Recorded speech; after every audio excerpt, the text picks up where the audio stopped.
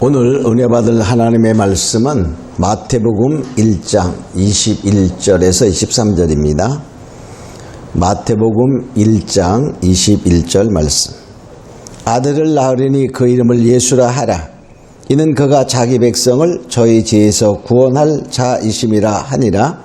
이 모든 일이 된 것은 주께서 선지자로 하신 말씀을 이루려 하심이니 가라사대 보라 처녀가 잉태하여 아들을 낳을 것이요 그 이름은 임마누엘이라 하리라 하셨으니 이를 번역한즉 하나님이 우리와 함께 계시다 함이라. 아멘. 오늘 은혜 받을 말씀의 제목은 임마누엘 예수입니다. 임마누엘 예수.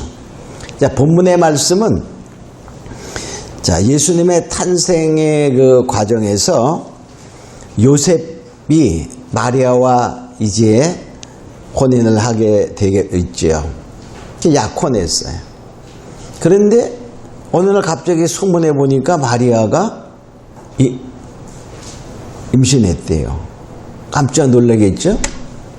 자, 그래서 이제 요셉은 의로운 자이기 때문에 가만히 끊고자 해서 이제 그런 생각하고 있을 때 정말 고민이 하는 거예요. 그죠? 오늘날 보면 고민할 중이야. 그때 주의 사자가 요셉의 꿈속에 나타납니다. 그러면서 이렇게 말하죠.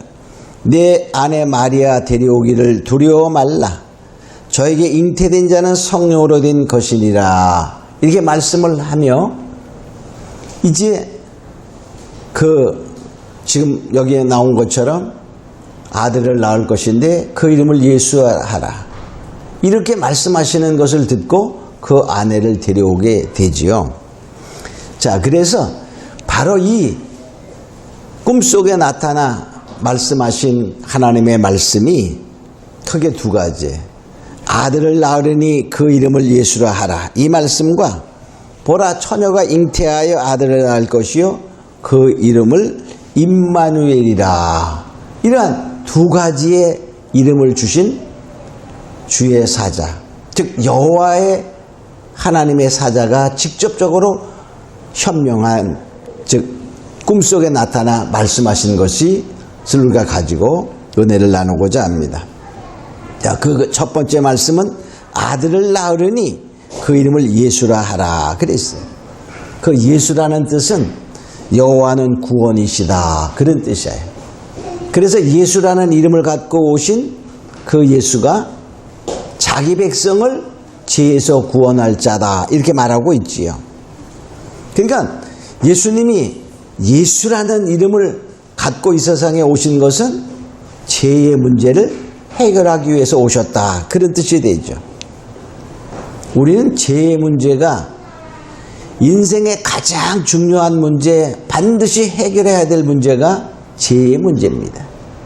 사람들은 내가 무슨 죄인이야, 이렇게 착하게 살고 있는데, 이렇게 생각하는 사람이 너무 많아요. 그러나 바로 성경은 말합니다. 하나님 말씀하십니다. 이 죄의 문제가 해결되지 아니하는 자는 다 어떠라고 영원한 형벌의 불못에 던져진다, 이렇게 말하고 있죠. 그래서 그 죄의 문제를 해결하기 위하여 이사야 선지자를 통하여 약 예수님 오시기 700년 전부터 예수님의 탄생을 예언하게 됩니다. 자, 이사야 53장 5절에도 보면 예수님이 오셔서 우리의 모든 죄의 문제를 해결하겠다, 이렇게 예언되어 있어요. 이사야 53장 5절 그가 찔림은 우리의 허물을 인함이요 그가 상함은 우리의 죄악을 인함이라. 바로 예수님께서 찔리고 상함은 허물과 죄악은 바로 원죄적인 것과 우리의 짓는 모든 죄를 같이 말하는 거예요. 그것을 해결하기 위하여 주님께서 오신다, 이렇게 말합니다. 거기에 덤으로 우리의 삶에서 마음의 평안함과 질병에서의 고통 문제를 해결해 주시는 것이죠. 그래서 그가 상함은 바로 죄악입니다. 그게 찔림도 허물이야. 그 원죄적인 거야. 근데 그가 징계를 받음으로 우리가 평화를 누리고 그가 채찍에 맞음으로 우리가 나음을 입었도다 하는 그 말씀은 평안은 마음적인 평안, 혼적인 거, 또 육체적인 질병. 이거는 바로 죄의 문제 해결과 부수적으로 따라오는 하나의 보너스와 같아요. 자, 그래서 주님은 이 세상에 오셔서 바로 죄의 문제를 해결하시기 위해서 오신 그러한 계획을 말씀하시는 거죠. 자, 또 이사야 53장 12절에 보면 그가 자기 영혼을 버려 사망에 이르게 하며 범죄자 중 하나로 헤아림을 입었습니다. 그러나 실상은 그가 많은 사람의 죄를 지며 범죄자를 위하여 기도하였느니라. 그러니까 예수님께서 이 세상에 오셔서 이러한 고통 중에 이제 살아가는 그 모습은 바로 왜 범죄자로 여기게 계획된 하나님의 계획이 있었던 거예요, 벌써. 그리고 뭡니까? 주님이 십자가상에서 자기를 찌른 자들을 향하여 저들의 죄를 용서하여 주셔서 이렇게 말씀하시잖아요. 이것이 다 하나님의 계획. 그러면 로마 시대 그때의 그를 찌른 자들을 용서해달라 그런 말도 되지만 지금도 예수님을 찌르는 자들이 많아요. 예수를 핍박하고 복음을 반대하는 믿는 자들을 핍박한 것을 예수를 핍박한다 그랬잖아요. 그런 것처럼 오늘날도 찌르는 자들을 용서하는, 그러니까 지금도 뭡니까? 그들을 용서하고자 하는 주님의 그 기도는 옛날의 그 기도나 지금도 그 효력은 발생하고 있다는 거예요. 그러니까 바로 우리도 예수를 반대할 때, 믿음을 반대할 때는 예수를 찌른 자였어요. 그래서 바로 하나님의 그 예수, 그 계획 속에서 이루어졌는데 바로 뭐냐? 주님은 그래서 그 모든 것을 다 이루었다. 이렇게 십자가상에서 말씀하시고 운명하신 것을 보게 됩니다. 그래서 이 죄의 문제를 단번에 해결하시는 거예요. 히브리서 9장 12절에도 보면 자기 피로 영원한 속죄를 이루사 단번에 성소에 들어가시. 그러니까 단번에 한 번의 십자가의 사건을 통하여 바로 모든 죄를 속하는 그 피의 능력을 우리에게 주셨다. 그런 거예요.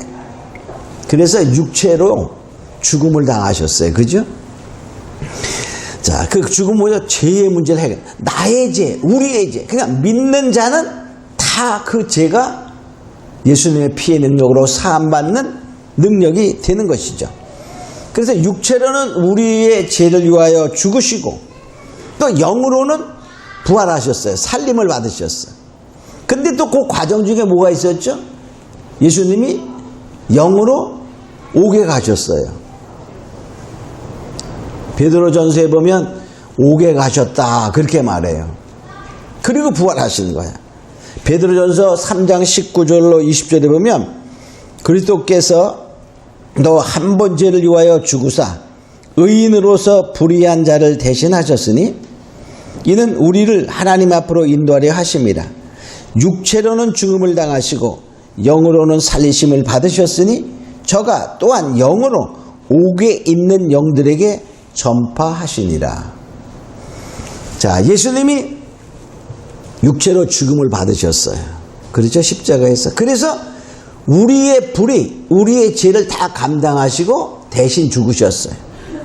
그러나 예수님은 죄가 없으신 분이었죠. 그래서 사망의 권세가 옥에 가둬둘 수가 없어. 그래서 바로 예수님은 부활하시게 됩니다. 그러므로 영으로 살리심을 받으셨어요. 그것은 바로 우리도 뭡니까? 영으로 살림을 받는다는, 믿는 자는 새로운 영의 삶, 영생을 얻는 것을 보여주는 거예요. 근데 뭡니까? 그 사이에 뭐가 있었어요? 예수님이 옥에 가셨다 그래. 옥에 가서 전파하셨다 이렇게 말합니다. 이게 난제 중에 난제인데 뭘 전파했을까요? 복음을 전파했을까요? 그렇지 않아요. 만일에 복음을 전파했다면 큰 문제가 생겨요. 복음은 뭡니까? 영생을 얻는 그것이 복음이야. 그죠? 그러면 거기 지옥에 있는 자들에게 복음을 전한다고 될까요? 안 될까요? 안 됩니다. 근데 그래서 왜 옥에 가셨냐? 그러면서 그 다음에 베드로전서 3장 21절에 나와보면 노아의 시대에 하나님이 그렇게 참으시는데도 믿지 아니한 멸망한 자들이다 이렇게 말합니다. 그러니까 뭐냐? 옥에 가신 이유는 주님이 육체를 입고 오셔서 죄 때문에 죽었잖아요. 그러면 반드시 뭐 하는 거야? 누구나 다 죄를 가지고 죽는 자들은 지옥 가는 거야. 지옥 가는 거야. 그걸 보여주는 거예요. 그래서 뭐냐? 예수님이 우리의 인간의 죄를 다 지고 대신 죽으셨을 때 똑같이 우리 인간도 그 문제를 해결하지 아니하고 죽는 자는 반드시 옥에 간다는 것을 보여주는 것입니다.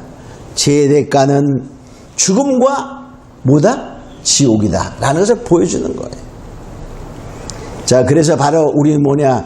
이 살아있는 동안에 이 죄의 문제가 해결되어야만 바로 영생을 얻기에 하나님께서 예수님을 이 세상에 보내서 우리를 대신 죄를 위하여 죽게 만드신 것이 바로 그 이름 예수다 그 말이에요. 그래서 뭐야? 자기 백성이라는 뭐야? 하나님께 속한 자들가 자기 백성이잖아요. 그러니까 뭡니까? 믿는 자는 이러한 사실을 예수님이 우리의 죄를 나의 죄를 짊어지고 바로 죽으셨다는 사실 그리고 부활하셨다는 사실을 우리가 믿는 자는 그 말이야. 그 예수라는 이름의 능력이 역사되는 구원의 바로 은혜를 받게 되는 것을 알려주는 것입니다. 그래서 바로 그 예수라는 이름은 뭐냐? 믿는 자에게 그 십자가의 사건, 예수님의 탄생과 예수님의 정말 십자가의 사건 그 생애를 믿는 자들은 다 뭐냐? 그 예수라는 이름의 능력이 뭐죠? 구원이다 그 말이에요. 그것이 바로 이루어지는 은혜가 이루어진다는 것입니다. 그래서 요한복음 5장 24절에도 보면 내가 진실로 너에게 이르노니 내 말을 듣고 또 나 보내시는 믿는 자는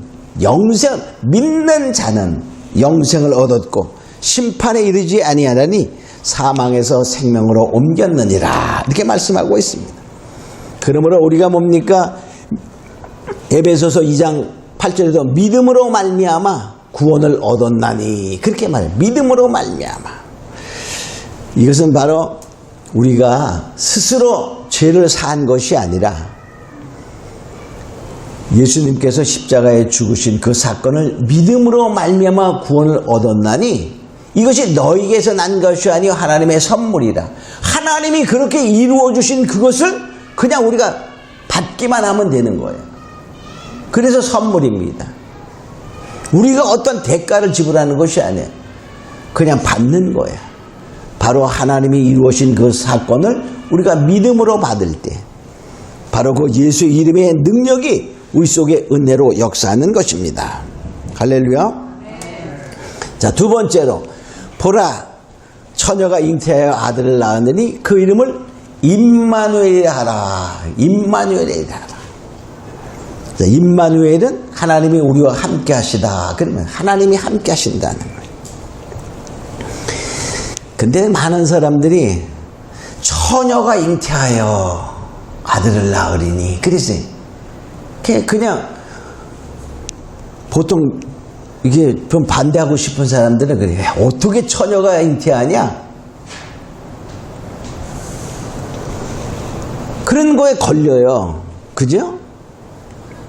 우리도 안 믿을 때 그런 생각 해봤죠? 성경에 보면 걸릴 문제가 너무나 많아. 그 왜 많을까? 내 수준에서 생각하니까 그렇지. 내 수준에서. 근데 하나님이라는 분은 창조자 하나님, 전능자 하나님입니다. 그 말은 뭐냐? 하나님께는 불가능이 없다는 거야. 불가능이 없다. 그러니까 불가능이 없다는 말은 불가능이 없다는 전제 조건을 우리가 안다면, 아니 처녀가 잉태하면 안 될 게 어디 있어요, 그죠? 전능인데. 우리가 만일에 1살짜리가 애 낳았다 그러면 어떨까? 전능자라는 의미에서는 문제가 안 됩니다. 자, 아담이 애 낳았다 그러면 문제 될까 안 될까? 여러분, 아담이 애 낳았다 그랬을 때 의심 가질 필요 있어요 없어요? 없어요. 아담이 1살에 애 낳을 수도 있었어, 그죠? 아담은 본래 성인으로 창조되었기 때문에 그래. 그죠? 만들어 놓고 생육하고 번성하라 그랬단 말이에요. 그러니까 어떨 거야? 아담이 아마도 2살쯤 났을지도 몰라. 아담 나이로 봐가지고, 그죠? 그러니까 결과적으로 하나님의 전능성을 생각할 때는 처녀가 잉태하여는 절대로 문제가 안 됩니다. 그러니까 처녀가 잉태하여 이것을 문제 삼는 사람은 하나님을 내 수준으로 보기 때문에 그래. 자, 여기서 핵심은 뭐냐? 하나님이 함께 하신다 하는 거예요. 그러니까 중요한 것은 하나님이 함께 하신다. 임마누엘, 하나님이 함께 하시면서 인간이 되시는 거예요, 그죠? 아들을 낳으리니 그 말이에요. 그래서 이 동정녀를 통하여 하나님이 아들을 보내신 것은 하나님의 비밀이라 그래요. 그래서 하나님의 비밀이지. 골로새서 2장 2절에 보면 하나님의 비밀인 그리스도 이렇게 말해. 하나님의 비밀인 그리스도를 깨닫게 함이리라. 그 비밀이 뭐죠? 감추었던 하나님의 계획이다 그 말이에요. 그 하나님의 비밀, 하나님의 감추었던 그 비밀이 예수를 통하여 나타나신 것을 의미하게 됩니다. 자, 그러면 그 임마누엘, 이 말씀이 나타난 시대의 배경을 봅니다. 보라, 처녀가 잉태하여 아들을 낳으리니 그 이름을 임마누엘 하라 한친 그 징조를 보이겠다 한 시대가 언젠가 우리가 생각해 보면요. 자, 이 시대를 살펴보면 이건 이사야 7장에 나오는데 이사야 7장 14절에 보면 이 말씀과 똑같은 말씀을 이사야가 말하죠. 근데 그 시대를 보면은 이사야가 사역을 한 것은 우시야 왕 때, 그 다음에 히스기야 왕 때까지 4대에 걸쳐서 예언을 하게 됩니다. 근데 이 말씀은 아하스라는 왕 때야. 그러니까 그 우시야의 손자입니다. 히스기야의 아버지야.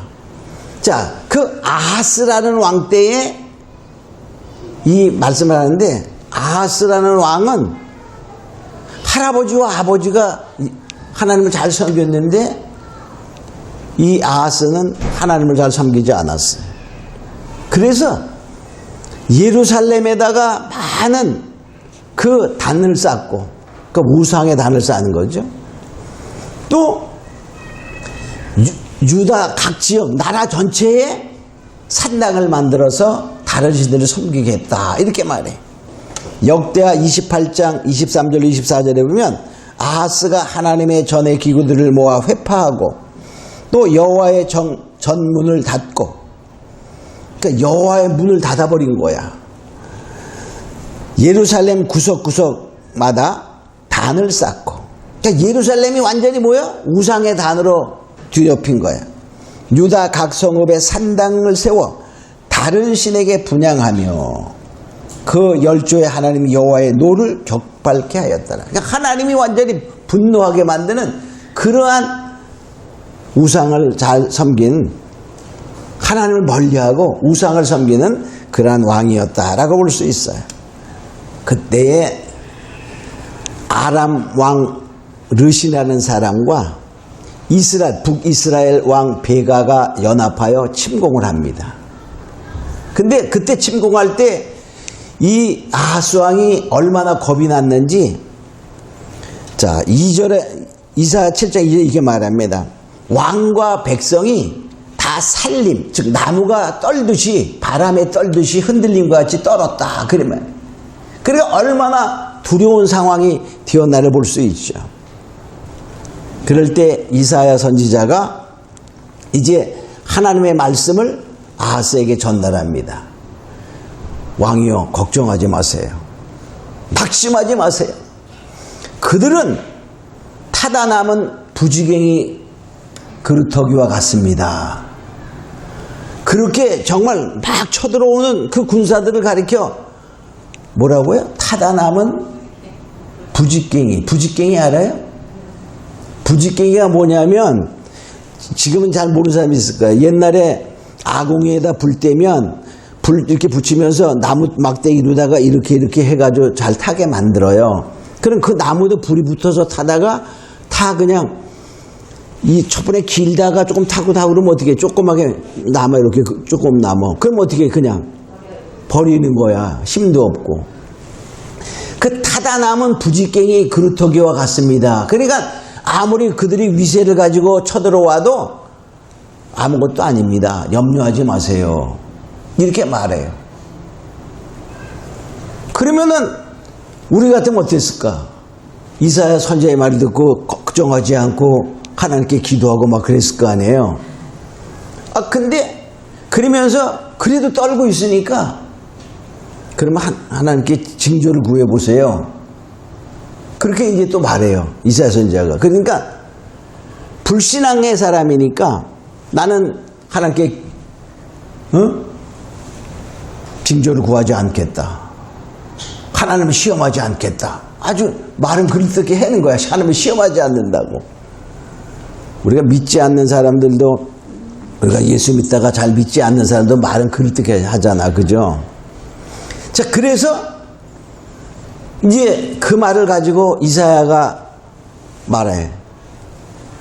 다윗의 집이요. 그 말은 아하스를 말하는 거. 왕족이잖아. 너가 그렇게 사람들을 기롭게 하더니 그 말이 우상을 숭배하겠다 그 말이야. 이제 하나님을 기롭게 하냐? 그러니까 말 안 듣는 자식을 보고 하나님의 부모가 괴로워하는 거와 똑같아. 하나님을 네가 그렇게 괴롭게 하냐? 그러면서 하나님이 이제 말씀하시기를 전해가요. 내가 징조를 보이니 네가 징조 안 구하니까 내가 징조를 보여주겠다. 그러니까 하나님이 어떤 거야? 엄청나게 안타까운 표현을 하는 거예요. 그러니까 말 안 듣는 자식, 사고 치는 자식이 내게 구하라 그래도 안 구해요. 그리고 죽을 길로 가는 거야. 그러니까 하나님께서 아버지께서 너무나 안타까워서 내가 징조를 그럼 보여주겠다 하면서 하신 말씀이 보라 징조를 보이리니 이렇게 말하는 거예요. 응? 처녀가 잉태하여 그러니까 좀 그런데 완전히 상황이 이상해요. 그죠? 그거하고 좀 그러니까 하나 징조를 구하지 아니하는 망해가는 그 이스라엘 백성 아하스 왕에게 약 700년 후에 일어날 일을 예언하는 거예요. 그래도 뭐냐? 내가 안타까워서 너희와 함께하는 징조를 보여주겠다 하는 거예요. 그 말은 뭐냐면 자, 하나님의 백성들이 망할 길을 갑니다. 어둠의 권세가 덮습니다. 불신앙이 넘쳐납니다. 그래도 뭐야? 하나님의 안타까운 사랑 속에서 그 사랑으로 징조를 보여주는 함께하여 너희를 구원하겠다 하는 것을 보여주는 것은 하나님의 전적인 무조건적인 사랑, 여기에 하나님의 아가페 사랑이 나타나게 되는 것이죠. 그래서 우리도 뭡니까? 그 사랑 때문에 우리가 구원받는 반열에 들어선 것이 되는 거예요. 자, 근데 하나님이요, 임마누엘 하는 방법이 어떤 방법이 있을까요? 하나님이 함께 하시는 방법은 하나님은 죄인과 함께 할 수 없어요. 그죠? 함께 할 수 없어. 에덴 동산에서는 아담이 죄를 짓기 전에는 하나님과 동행했습니다. 죄를 짓고 나서 어땠어요? 에덴에서 쫓겨나서 죽음이 오는 거야. 하나님과 분리되는 거야. 그 죄를 그냥 가지고 하나님께 나아가면 어떻게 되죠? 죽는 거야. 그래서 하나님을 만날 수가 없었어요. 특별히 구약시대 때 대제사장만 1년에 한 번씩 자기의 죄를 다 씻고 자기의 그 죄를 씻은 후에 하나님의 허락 속에서 그 피를 가지고 제단에 그 저지성소에 들어갔잖아요. 그런 길을 열어놔. 그냥 죄인이 가면 다 죽어요. 그러니까 임마누엘 하는 방법은 무슨 방법밖에 없을까? 하나님이 죄인된 모습을 가지고 우리와 똑같은 모습을 가지고 오시는 방법 하나 있고 또 하나 뭡니까? 우리가 죄의 문제를 완전히 해결받는 죄 없는 자가 되어버리는 그런 방법밖에 없는 거예요. 두 가지 방법. 근데 그냥 죄 없이 할 수는 없어요. 그죠? 그냥 죄 없이 할 수는 없어. 그래서 방법을 찾은 것이 그 하나님의 계획이 하나님이 죄인의 모습 육체를 가지고 이 세상에 오시는 거였다 그 말이에요. 그것이 바로 임마누엘 보라 처녀가 잉태하여 아들을 낳는 그것이었습니다. 그러니까 이게 엄청난 죄인된 인간과 죄 없으신 하나님이 만나는 그 길을 연 것이 바로 십자가의 사건입니다. 오셨어요. 이제 오셔서 2000년 전에 육체로 오신 예수님은 육체를 가진 똑같은 인간이니까 한계가 있는 거야. 그래서 유대인들과 자기 백성, 그 당시에 자기 백성은 유대인이야. 유대인과 함께 임마누엘 하셨어요. 이제는 뭡니까? 십자가를 지심으로 말미암아 믿는 자는 다 어떻게 해? 죄가 없어진 거야. 없어진 거야. 그러니까 영이신 하나님과 죄 없는 자가 되었으니까 만날 수 있는 거야. 믿는 자는 하나님이 죄를 묻지 않아. 죄를 속하는 하나님의 은혜를 주셔서 우리가 믿는 자는 그 죄를 하나님이 기억도 아니하시고, 자, 그것이 뭡니까? 주홍같이 붉을지라도 눈과 같이 희게, 양털과 같이 희게 만들어 놓으셨어요. 그러니까 뭡니까? 이제 죄인이 아니라 의인이 되었어. 그러니까 하나님과 만날 수 있는 길을 열어 놓으셔서 그것이 지금은 뭡니까? 성령으로 우리와 함께 임마누엘 하신 것입니다. 그래서 바로 뭐냐? 이 육체로 오셔서는 일부 사람들과 함께 할 수 있었지만 이제 십자가에 죽으신 후에는 수많은 사람들이 죄의 문제를 해결하는 그러한 길이 열렸다 그 말이에요. 그래서 뭐냐? 사람을 죄 없이 하시고 그 말이에요. 누구에게? 믿는 자에게. 그리하고 성령으로 임마누엘 하시는 시대에 우리가 살고 있으니 얼마나 우리가 시대적으로 잘 태어난 사람이다. 이렇게 벌써 시대를 잘 만난 사람들이. 그래서 바로 뭡니까? 이 예수님을 믿으면 구원받는 시대를 은혜의 시대다. 이렇게 말하잖아요. 그러니까 우리가 은혜의 시대에 태어남을 감사하는 자 되겠습니다. 축원합니다. 자, 그래서 바로 임마누엘 하시는 그 이제 이유를 한번 생각해보세요. 임마누엘 하시는 왜 하나님이 함께 하시는가를 보면은 이제 우리로 하여금 뭐죠? 아까도 말한 것처럼 하나님이 임마누엘 함께 하시기 위해서인데 그 이유가 보면 함께 하셔야 우리가 하나님을 알아요. 그죠? 우리가 함께 하지 아니하면 어떻게 될까? 우리들이요, 하나님을 아는 것이 내 지혜가 아닙니다.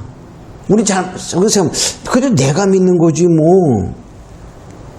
내가 그래도 공부해서 아는 거지. 이렇게 생각하는 경우가 많아요. 그죠?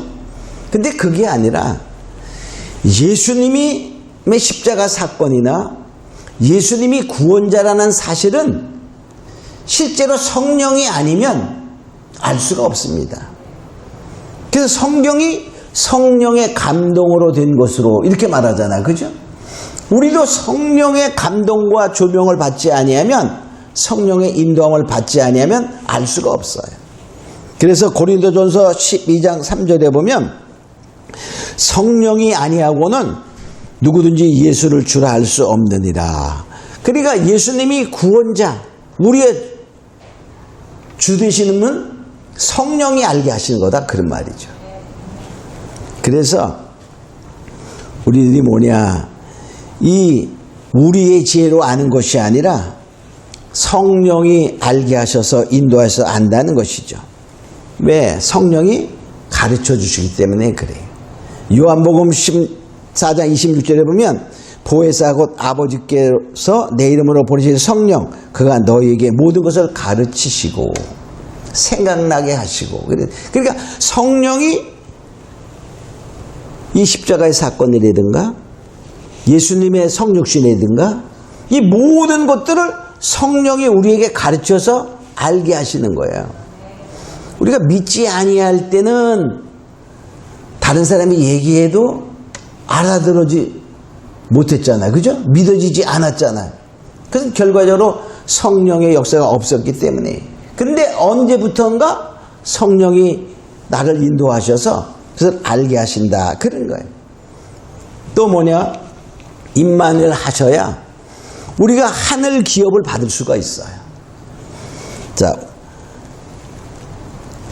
여기 보면 이제 베드로전서 1장 3절로 4절에 보면 우리를 거듭나게 하사 산 소망에 입게 하시며 썩지 않고 더럽지 않고 쇠하지 아니하는 기업을 입게 하시나니.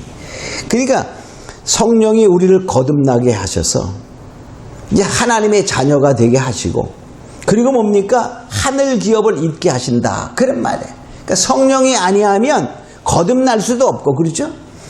요한복음 3장에도 뭡니까? 너희가 물과 성령으로 거듭나지 아니하면, 그 성령으로 말미암아 우리가 거듭나서, 즉 영적인 태어남을 하고 하늘 기업을 받게 된다는 것입니다. 또 뭐냐면 우리가 이 하나님이 이 세상을 그렇게 사랑하셨나? 나를 그렇게 사랑하셨나? 이런 것도요, 우리의 지혜로 생각하면 알 수가 없어요. 그러나 성령이 하나님의 사랑을 우리에게 알게 하시는 거예요. 자, 요한일서 4장 16절에 보면 하나님이 우리를 사랑하시는 사랑을 우리가 알고 믿었노니. 그러니까 하나님이 우리를 그렇게도 사랑했다는 것을 우리가 아는 것은 성령이 인도하신 거다, 그 말이에요. 그래서 로마서 5장 5절에 보면 뭐라고 말하죠? 성령으로 말미암아 하나님의 사랑이 우리 마음에 부음바 됨이니, 이렇게 말해. 그러니까 결과적으로 우리는 성령이 아니하고는 어떤 것도 알 수 없어요. 그러므로 우리가 성령으로 하나님이 임마누엘 하셔서 거듭나게 하시고 또 알게 하시고 나중에 하늘나라 기업을 얻게 하시는 그런 은혜까지 있다는 것을 우리가 알고, 이 임마누엘은 그 하나님의 그 예언이 이스라엘을 통해 나타날 때 시대가 뭐였죠? 암흑의 시대였어요. 불신앙의 시대였어요. 사단이 득세하는 시대였어요. 마찬가지로 우리가 하나님은 이 사단이 득세하는 어둠의 세계가 되면 될수록 하나님의 마음이 안타까웠어. 그때는 뭡니까? 사람들이 어둠의 세상에 만연하는 것은 불신앙이 만연하니까 하나님을 안 믿는 거예요. 하나님의 백성들이 믿음에서 떠나는 거야. 그때 하나님은 안타까워하셔. 하나님은 괴로워하셔.